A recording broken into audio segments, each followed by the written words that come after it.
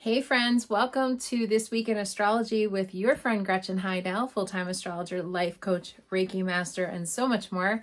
And I'm here going over some of the highlights of this week, starting on June 2nd, 2024, going all the way until June 9th, 2024. So welcome if you're just joining me for the first time, or if you are a loyal follower, and welcome. I appreciate you guys. We have a lot going on this week. There are some bigger things. Some of it's kind of fun, actually.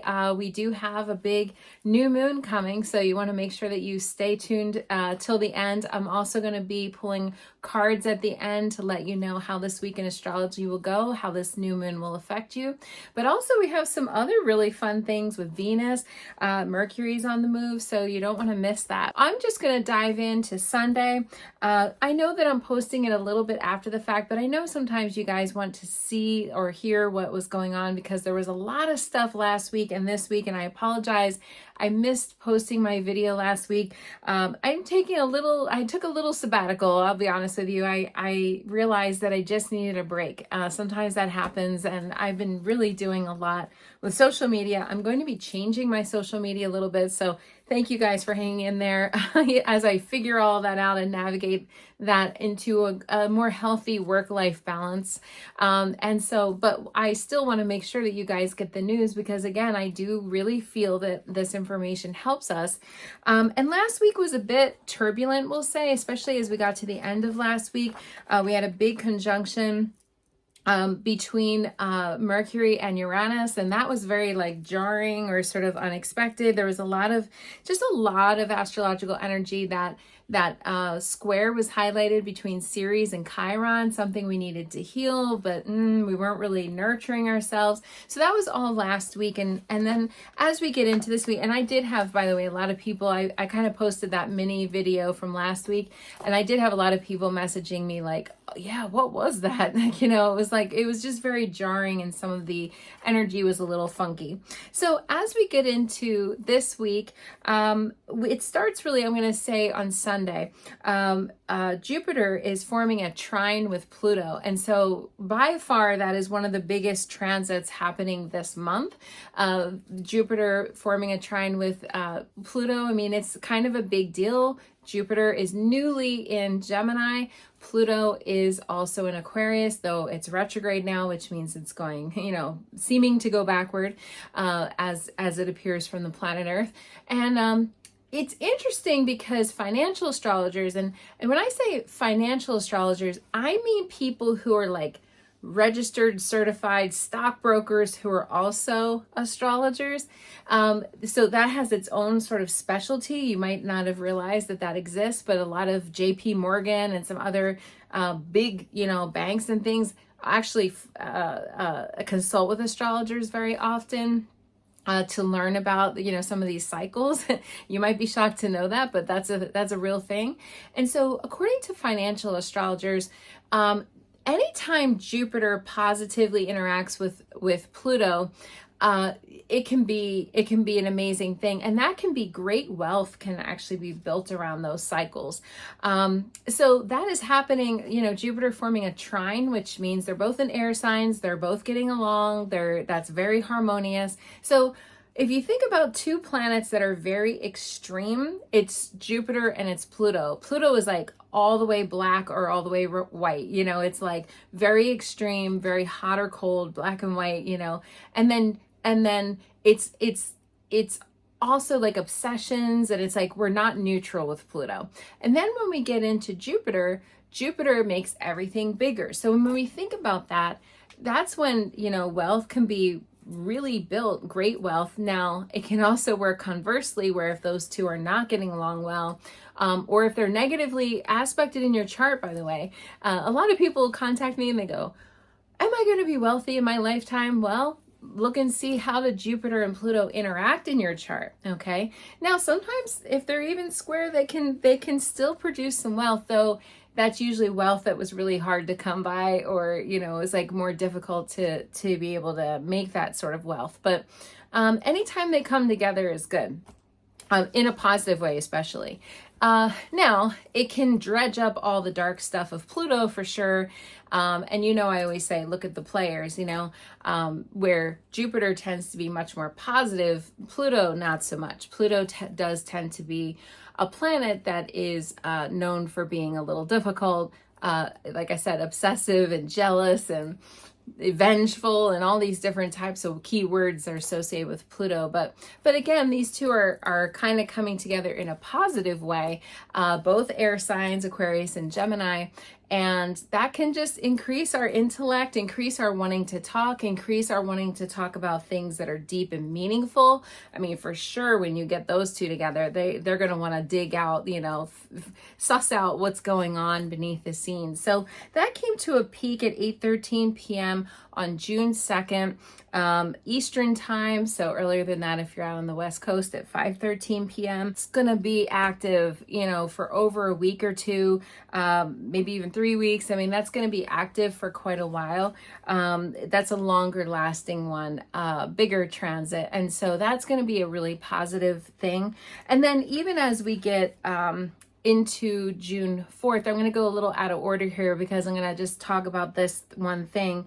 Even as we get into June 4th on Tuesday, Mercury then forms a trine, positive trine, right, with Pluto, because Mercury is also in Gemini, and then will form a conjunction with Jupiter on Tuesday. So you can see Mercury's already highlighting these two. So now we're talking, communicating, emailing, texting, writing, all those things, all forms of communication, whether it's written or verbal or, hand signals or whatever it is. This is all going to be highlighted. Mercury is for sure deals. So if you're talking about even finances here, we're talking about deals and contracts and negotiations and, being able to build your wealth through potentially speaking, like a speaking engagement or something like that. But so if you are a writer, an orator, speaker, teacher, salesperson, I mean, pay attention this week, especially the beginning part of the week, because this is really the time to kind of make some big moves. And this is kind of a risk-taking sort of time too. When you have these two coming together, it's kind of like it's a good time to sort of lean in, all in, if you're going to go all in on something. Because again, if you're thinking of all or nothing, that can be both Jupiter and Pluto. So I would say, if you've been thinking about, sort of anything that you've had like on the table or some project or something you really want to go forward, this is a really good time to do so. Plus, even we're coming up on the new moon. So this whole thing, I mean, they're going to still be in a trine formation, though starting to very, very, very, very slowly move apart. Still, this is like really good stuff here. So I'm going to give you the exact times because I like to do that. The peak or the pinnacle, the height of it, the maximum of it on Tuesday with Mercury. Mercury will form the trine with Pluto at 2:12 a.m. Eastern time. So that's really overnight, Monday and Tuesday. And then again, forming the conjunction with Jupiter, that's 6:23 a.m. Eastern time on the 4th, both on Tuesday. And even if it was just this Mercury conjunct Jupiter thing, I'd be like, lean into that. The biggest cautionary tale with all of this is because both of them can be too much. Or like over the top. Sometimes this is about not knowing when to zip it and talking too much, communicating too much, not listening enough. Because remember, part of conversation is listening, not just speaking. And so that's part of this. But boy, I mean, these two, this is all stuff that I don't know if any of you out there dabble in stocks. I am not responsible for these types of things, but if you're making any types of investment, I don't care if it's real estate, I don't care if it's stocks, I don't care what it, crypto or whatever thing it is you do, this could be very good for all of that, according to the financial astrologers. That's not my area of expertise, but for sure it is something that's they go by. That's a big thing of when Jupiter and Pluto come together in any way. In fact, they will predict often down times when they interact in a negative way, but that's not the case this week. And that's a pretty special thing. So just so you guys know, that's a big deal. Mercury also late in the evening on Sunday night, see, I'm going back to Sunday, Mercury formed a sextile with Neptune. So that's a little foggy, fuzzy, if any of you had trouble sleeping that night, or you were very tired that day, or you felt a little exhausted or run down, that can be why.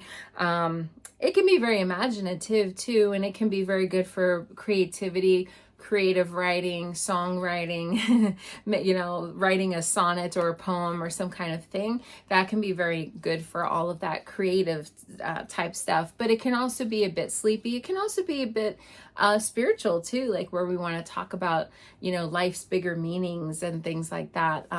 And so that happened on Sunday night. Now, this can also be wanting to kind of escape. So that can be drugs and alcohol as well. So careful with that a little bit. And so that happened, the peak of it, the height of it, the pinnacle of it was overnight. It was just before midnight, 11:57 p.m. Eastern time, right at, almost midnight. And then the other thing that happened that's going on that also came to a peak on Sunday, but again is still active in the beginning part of this week. So please don't skip ahead, because it's not like this stuff is in the past. This is all going to be active in the beginning of this week. Is the sun formed a sextile, which is positive, with the north node of the moon in Aries. So the sun is in Gemini because we're in Gemini season, with this positive sextile with the north node. And then the next day, and that is going to be on June 3rd on Monday, Venus formed a positive sextile with the north node of the moon, because Venus is in Gemini too. So we got a lot of planets in Gemini. I was saying on one of my last videos that, we haven't really had too much energy in Gemini, and now it's like we have everything's in Gemini. Not everything, but you know what I mean. It's like a lot, all of a sudden, a big cluster of planets are in Gemini. So we have tons of Gemini activity. So if you have any Gemini in your astrological chart, we all do somewhere, but I mean, like especially if you have planets there, that's going to be really highlighting that area. And of course, what house is Gemini in your astrological chart? You can comment in the comments below. And by the way, again, if you like this video, make sure you like it, share it with a friend. That would be really amazing. And make sure you subscribe to my channel, hit that little bell icon, because that will notify you when I send out new videos. So we have, with the sun and Venus forming sextiles, both positively with the north node of the moon. Again, that's destiny. That's what are we going to do, and the sun is like, we're going to shine brightly, and Venus is like, we're going to love, and we're going to have a financial thing too. So Venus is also associated somewhat with finances as well, because I always say Venus is a little expensive. She has expensive taste. She likes the finer things of life. So usually that takes some money, honey. So Venus is associated a little bit with our financial. A lot of people do even whatever their Venus sign is for work. I mean, if that's somewhere in their chart, you can look and see, as a career thing, Venus sometimes is a career. So hairdressers and interior designers and all kinds of things that people can do. And that's very Venetian. That's a Venetian sort of career.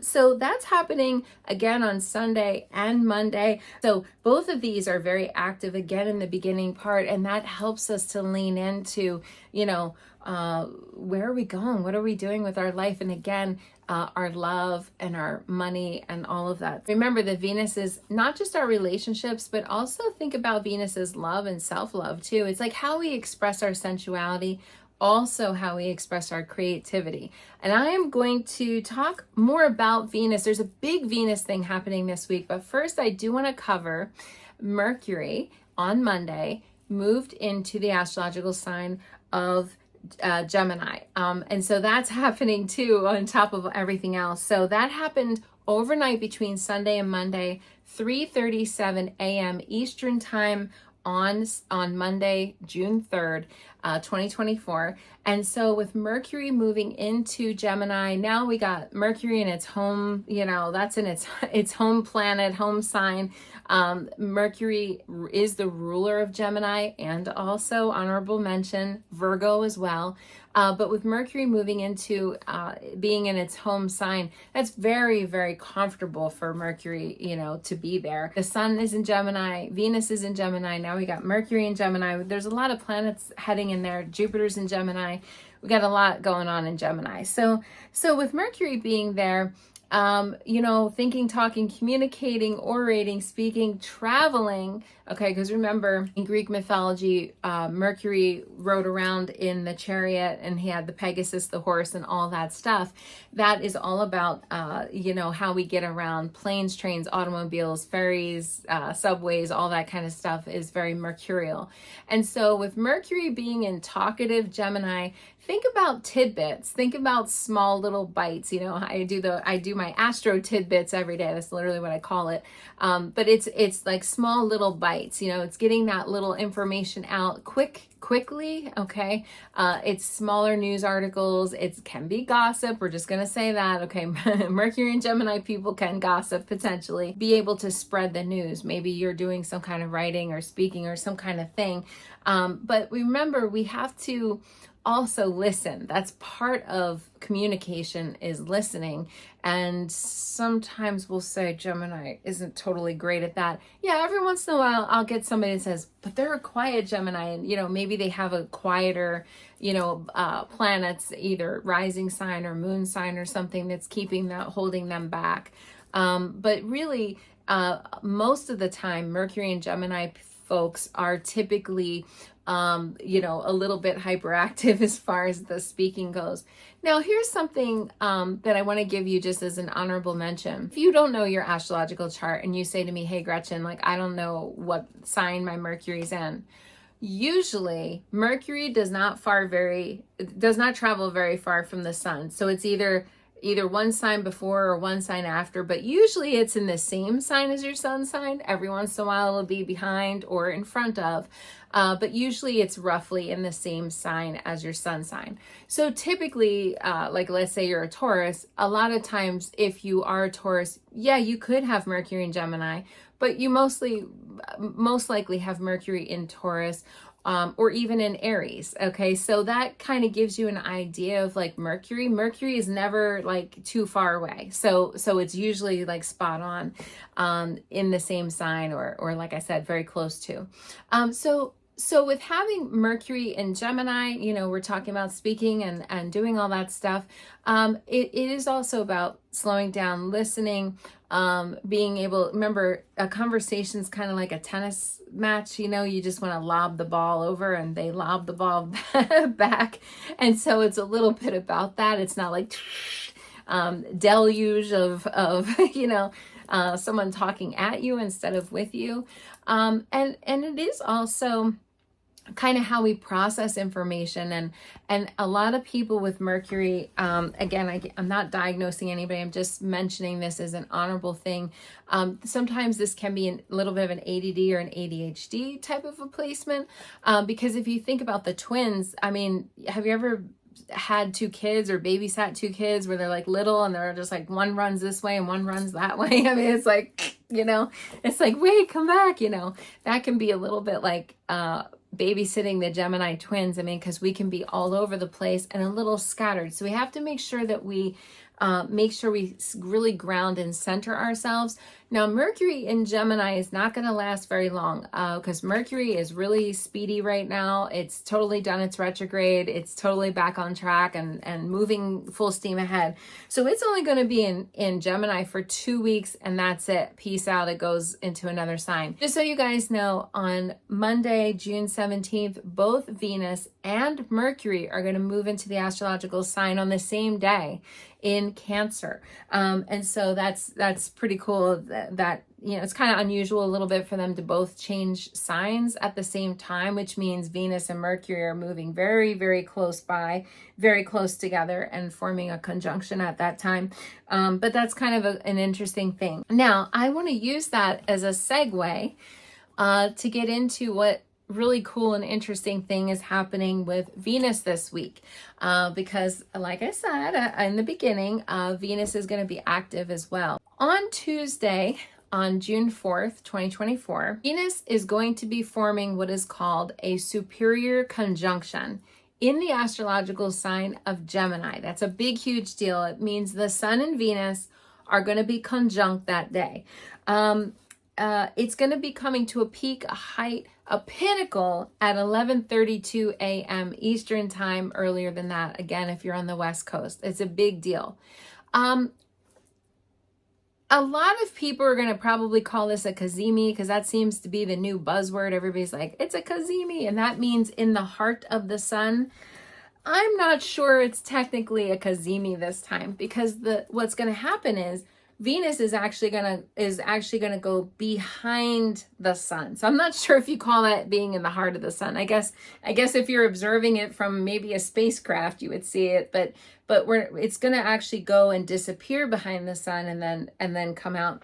So what's happening is for about the last 8 months or so, Venus has been what's called a morning star. She, in fact, is one of the brightest planets that is easily viewable without any kind of a telescope or anything.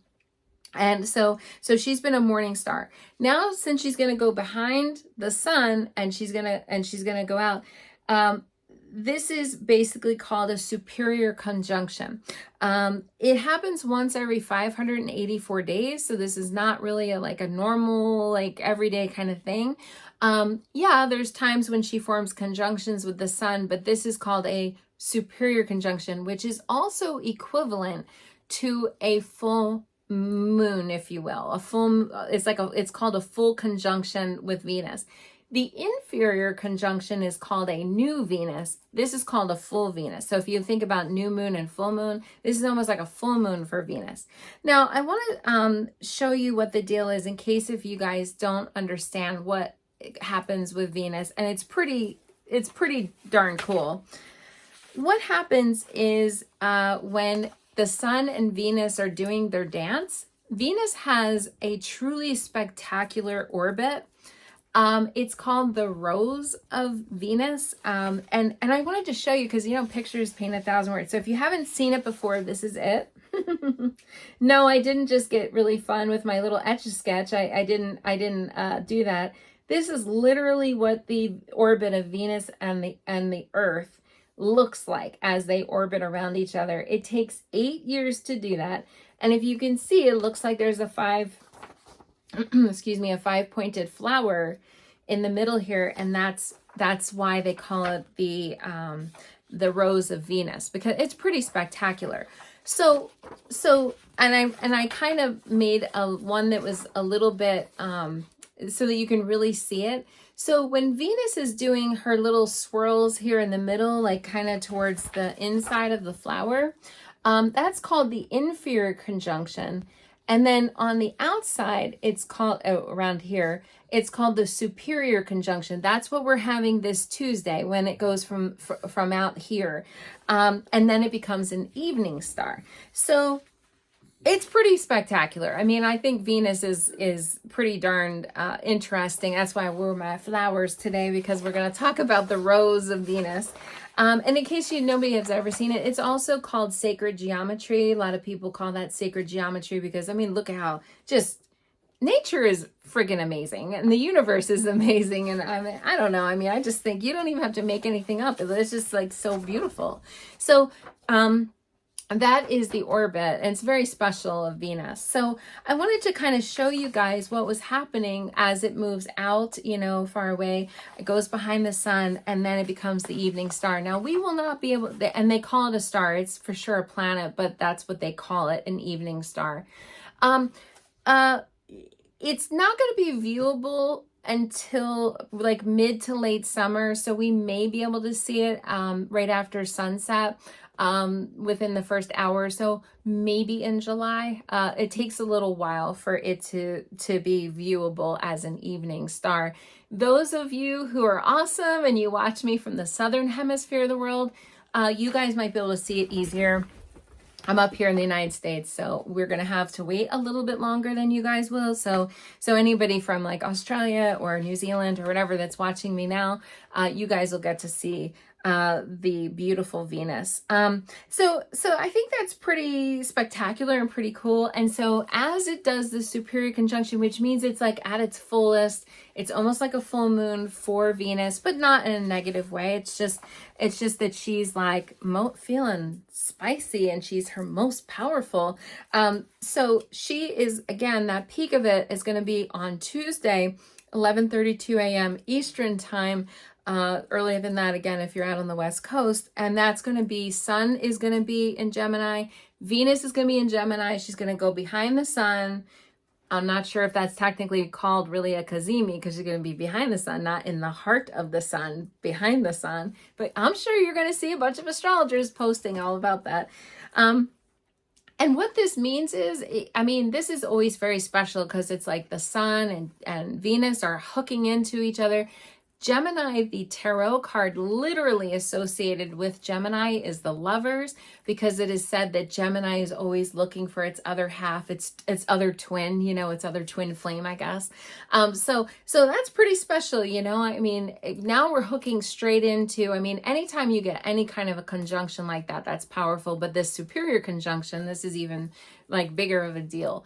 And so Venus is love, romance, sensuality, sort of living a sensual life. And if you want to talk about being in Gemini, for sure, I don't know if you guys know what your love language is. If you do, post below. But if you have words of affirmation love language, well, you are in luck, because this is very wordy, very heady Venus sign, to be in. I mean, this is very flirtatious. This is very cerebral. This is falling in love with someone for their intellect, their minds, how they think. You want to know all about them. You want to talk to them all night long, all those types of things. And it doesn't have to even be, like let's say you're single and you're not even interested in love, and that's okay too. I just had, this weekend, I just heard a song. If any of you guys want to Google it, it's amazing. It's my first time hearing of this artist. I'm probably the last person on the earth that heard of him. His name is Frank Ocean, and it's Pink Plus White. Oh my God. It just touched my soul. Like, it was like, I Googled the lyrics. I listened to it like probably 45 times. I mean, I just was so touched and moved by this work of art, this song that I felt like was just so beautiful, the lyrics and the composer, and oh my God, the composition of the song, it was just amazing. And that's a very cerebral Venus type of thing. So anyway, he's amazing. I don't know. I never heard anything else by him, but that song really touched me. And so that's what this is about. This is about, maybe reading a piece of literature they're very intellectually interesting, yet moving, and, all that kind of stuff is very Venus and also intellectual. If you guys have ever heard of the expression sapiosexual, that's falling in love with someone's brain, okay? And so that's wanting to know more about them, how they think, what they feel, all those different things, and putting words around all of that. That's very Venus in Gemini. So that's happening this week. Again, the height of it's on Tuesday, but again, they're going to be hanging out for most of the week together. And this is really just pretty special and interesting and romantic and all that other kind of stuff. Now, as we go through the week, again, I only touch on the major happenings that are going on in the week. The next major happening that's going on is on Thursday. Happy new moon. That's going to be the new moon coming at 8:38 a.m. Eastern time on Thursday, June 6th, 6/6, okay, 2024. But that's going to be the lovely new moon happening at 16 degrees Gemini. So the sun is going to be 16 degrees Gemini, the moon 16 degrees Gemini. And again, now we're talking all about Gemini, the whole thing. So where is Gemini in your astrological chart in order to know? And 16 degrees is smack right in the middle. So if there's anything, any area that it highlights for you, that's something to pay attention to. Where is Gemini in your astrological chart in order to know how that will affect you, but it's all this talking, cerebral, expressive stuff that's happening on this particular new moon. This new moon is going to be a little, because of the nature of Gemini, is very restless, like again, I said, like ADD, ADHD, or very sort of scattered or ungrounded. That can potentially be the effects of Gemini, but it's also interesting. It's intellectually fascinating. Make sure that we stay on task and not get too focused and all those things. Now, I always like to show you guys my very favorite stone for Gemini, and that's howlite. Any of the grounding stones, the darker stones, the hematite, the onyx, all that stuff. If you're having problems with feeling ungrounded, unfocused, this is a good stone to help with that, is howlite. If you don't have howlite, I would go with a darker grounded, more grounded, because grounding is really something, and this could be quite almost electrical feeling. And we do have to really be careful of our nervous system. Remember that Gemini is the hands, the wrists, the elbows, the shoulders. Okay, so it's shoulders down. Okay, it's manual dexterity of our fingers. It's also the lungs, so we have to be careful of that. The new moon in Gemini, since it's all about words, this is a fantastic time to write out your new moon manifestation list. What do you want to harvest? What do you want to bring into your life? All that good stuff is all about this new moon. And, use your words to heal. Use your words to have power. During this, Mercury, again, Gemini's ruler, is going to form a semi-square with Chiron. So yeah, it's a semi-square. Semi-squares are literally half of a square, so it's not super potent, but it is aspecting Chiron, even though it's in a stressful aspect. We can use our words to heal. We can use our words to mend bridges and to come up with ideas and different things. There is like a little bit of a healing vibe, like beneath the surface, with Mercury. Mercury's also the day before on Wednesday, again, going to form a sesquisquare with Ceres. Remember, Ceres and Chiron are still doing that thing. They're, like I said, last week even they were highlighted, and now this week they're highlighted again. So we have Mercury highlighting both of them. Again, we can use our words to nurture, to heal. We could also use our words to wound and cancel clear. We don't want to do that. But this is a time to be expressive. State what you want, state your needs. I feel like a lot of people that I do coaching with, they have a hard time stating their needs to another. They'll tell me all day long they need something, like, I need this, and my partner or my spouse, and they need to do this for me. I'm like, have you told them? They're like, well, no. So we have to state our needs, sometimes, and that's something that's very potent and powerful. Again, using our words to heal, using our words for magic, which is our new moon manifestation list, writing out everything you want. I always use it as I write it as a thank you letter. Thank you, angels, for bringing me blah, blah, blah, blah, blah, blah, blah, blah, blah, whatever it may be. And so that's something that you can do for yourself. Remember, we want to give when we speak something, we give it power. And so when we give it power, it's something that we can do. Now, interestingly enough, studies have shown that when we talk about something too much, too excessively, it does a weird thing neurologically where our brain is kind of like check, like as if we've already done it. So let's say you want to audition for your local play, or you want to start a new business, or you want to start an exercise regimen. If you talk and talk and talk and talk and talk too much and not enough doing, the brain actually kind of falsely thinks that, oh, we did it already, so bye. And it's like so there's a fine line between giving words giving that thing power. Hey, if you talk about it a little bit, it's okay. If you want to run it by some people, it's okay.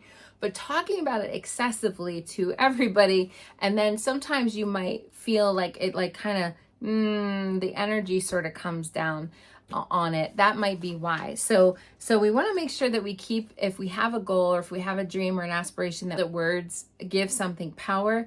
It's just that you don't want to do it too much so that you get sidetracked from your goal. And then after we go through this new moon in Gemini, then we get to Saturday on the 8th. Friday's pretty calm. I would say probably out of the whole week, Friday is the calmest day. There's also going to be, the moon is going to be going into Cancer on that day. So it's like going to be a little bit more about home and family and all that kind of stuff. So Friday is a little bit more low key. But as we get into Saturday, we have Venus again, who is in Gemini, forming a square with Saturn. That's not going to be as much fun. And that's going to be Saturday the 8th. The peak of it, the height of it, the pinnacle of it is 4:25 a.m. Eastern time for sure. We're going to feel this earlier than that as we approach Saturday morning. But that's going to be on Saturday the 8th. And so with these two, I have spoken about this before. If Venus in your chart has any interaction with Saturn, that can make love a little hard to come by, especially if it's a square or an opposition or something like that. You know, that can make love a little bit difficult, and we might not be feeling the love on this day. What I do see with Saturn is that it's quality versus quantity. And I also see that Saturn really kind of prefers to have your closest people, you know, like it's not like you're going to be like go out and be the life of the party. It's more about like talking to one or two people that you really truly know very well versus being like super, you know, talkative. So this could be a little bit of an introverted time around Friday night or Saturday, because again, the moon going into Cancer, home and family. And then we have this like Saturn lonely, isolated, cut off kind of thing. I mean, this is for sure a time when people kind of sometimes drift away. They feel like they're ghosting us, or they feel like they're like, where'd they go? You know, that kind of thing with Saturn. But Saturn's really better spent with either, like I said, one or two select close people, or just alone, you know, actually during Saturn transits, especially with Saturn and Venus, because Venus is like so loving and she's all about Gemini, and she's in the sign of the twins and wants to talk to everybody. But Saturn's in Pisces. Saturn wants to just like drift and dream and imagine and just sort of be off into La La Land. So these two are having like a bit of a rub right now, and that could make for a weird, you know, sort of time. Again, it doesn't have to be terrible. It just is maybe more like of an introverted or private time. Now on Sunday, I did say where I was going to do Sunday to Sunday, but I think I'm going to hold this off until the next video. But I'll just give you the heads up on Sunday, because this does lead into a little bit of what's going on Sunday. This Sunday's the similar thing with the sun in Gemini forming a square with Saturn also. So Sunday the 9th, 2024 at 6:36 a.m. Eastern time. So both of these are super early in the morning is the peak. But remember, we're going to feel it the whole weekend. But that is going to be also isolating, feeling lonely, feeling cut off, feeling like things feel hard. Saturn always feels hard, you know, something's hard. So this weekend might be a little bit just, you know, it would be better to do, like, I think more either work, because Saturn's very worky. So like if you have a lot of chores to do around the house or something, or again, spent with a close person that you can have intimate, close relation, you know, conversations, whatever. It doesn't have to be romantic, but just like someone that you can feel you're totally yourself with. That's better for this type of stuff. But if you have to go out and put on a happy face and be at a party and do lots of small talk and lots of this and that, that's not so good. So, and then the other thing is very early overnight, really between Saturday and Sunday, Mars is going to be finally moving out of Aries and moving into Taurus at 12:35 a.m. Eastern time. That's a very grounded Mars, more of an earthy Mars, more of a deliberate, slower, more well thought out Mars. Okay. And so that's going to be going on Sunday. Again, I'm going to go into that full in depth next week, but I like to give you guys the heads up so that you are aware that that is coming. And that is this week in astrology. So I hope you guys enjoyed that. I'm going to be pulling a card. I love that picture of Venus. I love to show that picture because it's pretty interesting. She by far has the most famous orbit. out of all of the planets. But I'm going to do some cards. So what do we need to know about the astrology for this week? We have that beautiful superior conjunction with Venus going on this week. We have Mercury moving into Gemini. We have the new moon happening. We do have some Saturn stuff at the end of the week, because that's not as fun. But what do we need to know? Angel, spirit guides, and guardians to help guide us here. Ooh, we get 2 cards that came out. Well, that's interesting. Emotions are running high, super moon. And then also we got full moon in Taurus. Your dreams need a practical plan. Well, when we think about Gemini, networking, talking, communicating, coming up with ideas, brainstorming, that's very much all about that. I'm going to pull another card. What else we need to know about this? But yeah, we do need a practical plan. Hopefully Mars going into Taurus will help to ground us a little and give us that ability to have a practical plan. But I'm going to ask the Archangel Gabriel cards, because Gabriel, boy, if you think about Gabriel, he or she is almost very mercurial. All right, I had a card fly out, so I'm just going to talk about this. Let go. Okay, let go. There's a need to let go of something. Release the desire to control this situation and leave it up to God's infinite wisdom to resolve everything beautifully. So we don't have to micromanage this. That's the thing, Gemini, you can just throw it out there and just see what sticks. It's kind of like fun like that. You can just play with these concepts, play with these plans, throw it out there. You might cross it off, or you might bring in more, whatever it may be. But there might be something still that you're trying to let go of. Remember, up until that new moon, we can release things, let things go. You can release things at any time you choose, but really up until the new moon is the good time to release things. And then once we get to the new moon to full moon, then we're manifesting, bringing new things into our life so that we can build and for a brighter future. So I hope that helps everybody. If you haven't already, again, please subscribe to my YouTube channel. I appreciate you guys watching so much. If you want to leave a comment below, I do go through the comments and I will respond back. And yeah, thank you so much. And I will see you guys next week. Namaste.